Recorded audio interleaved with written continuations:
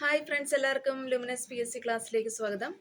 നമ്മൾ ശബ്ദത്തെക്കുറിച്ചാണ് പറഞ്ഞുകൊണ്ടിരിക്കുന്നത്. ശബ്ദത്തിൻ്റെ സവിശേഷ ഗുണങ്ങളെ പറ്റിയാണ് നമ്മൾ പറയുന്നത്. ശബ്ദങ്ങൾ എന്ന് പറയുന്ന അനുദൈർഘ്യ തരംഗങ്ങളാണ്. അനുദൈർഘ്യ തരംഗത്തിന് ഉദാഹരണമാണ് ശബ്ദം എന്ന് പറയുന്നത്. അതുപോലെ തന്നെ അനുപ്രസ്ഥ തരംഗങ്ങളുമുണ്ട്. അനുദൈർഘ്യ തരംഗമാണ് ശബ്ദം. ശബ്ദം കേൾക്കുന്ന ശബ്ദത്തിന്റെ കൂർമ്മതയാണ് സ്ഥായി അഥവാ പിച്ച് എന്ന് പറയുന്നത്. ഹൈ പിച്ചിൽ പാടുക എന്നൊക്കെ നമ്മൾ പറയും അല്ലെ.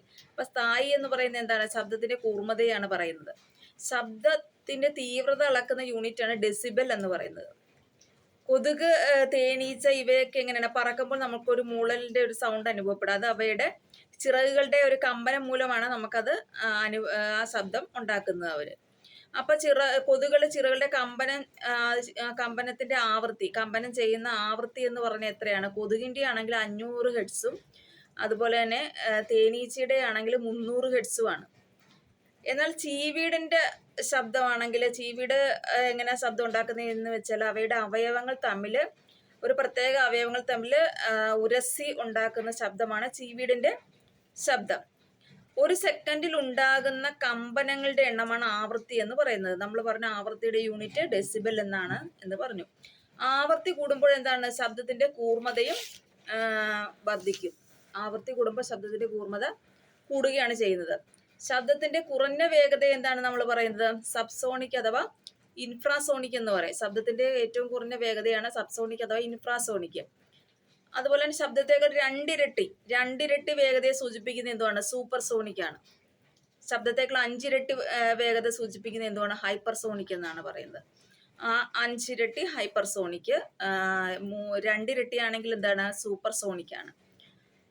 അതുപോലെ തന്നെ നമ്മൾ പറഞ്ഞു ശൂന്യാകാശ ശബ്ദത്തിന് സഞ്ചരിക്കാൻ മാധ്യമം ആവശ്യമാണ് എന്ന് പറഞ്ഞു. ശൂന്യാകാശത്ത് എന്താണ്? വായു ഇല്ലാത്തതിനാൽ എന്താണ്? ശബ്ദം കേൾക്കാനായിട്ട് നമുക്ക് സാധിക്കില്ല. അതിനാലാണ് ബഹിരാകാശത്ത് പോകുന്ന സഞ്ചാരികൾ റേഡിയോ വികിരണങ്ങൾ സംവിധാനം ഉപയോഗിച്ച് സംസാരിക്കുന്നത്. മനുഷ്യന്റെ ഇനി ശ്രവണ സ്ഥിരത എന്ന് പറയുന്നത് എത്രയാണ്? 10 സെക്കൻഡ് സമയത്തേക്കാണ് മനുഷ്യന്റെ ശ്രവണ സ്ഥിരത എന്ന് പറയുന്നത്.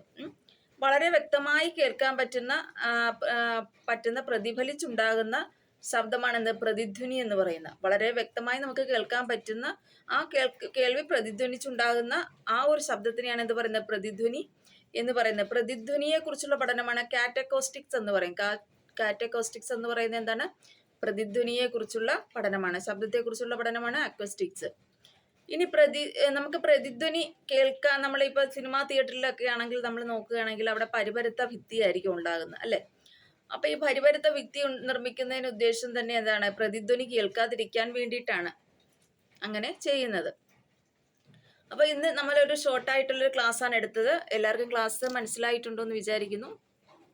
വീണ്ടും ഇതിന്റെ ശബ്ദത്തിന്റെ ബാലൻസ് നെക്സ്റ്റ് ക്ലാസ്സിൽ നമുക്ക് കാണാം. Thank you.